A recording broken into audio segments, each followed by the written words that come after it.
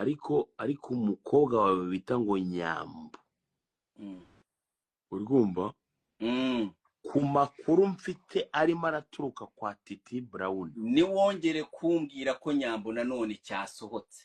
Oya ntago kirajya hanze. Ntabwo kirajya hanze? Oya ntago kirajya hanze. Kirahari. Ari ikijumba jabo. Oya ntago kirahari. Abahungu baragifite mu matelefone mu magareri kiruzuye. Oya. Ayiwe data. Umbaze. Abana banyibwiriye bati umwana bita Titi Brown ngarirahira neza. Ngo ikintu bita amazi.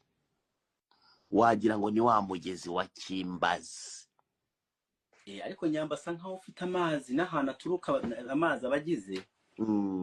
Nyamba ibyo ngibyo nanjye nari mbizi ko oya ndababona abo ni bene wacu mba ndababona ndakureba nkahita menya ko yafite. Nande Titi Brown we bikwibwiriye wowe. Muri showbiz nyine nk'abantu ubona kabisa bafite amazi.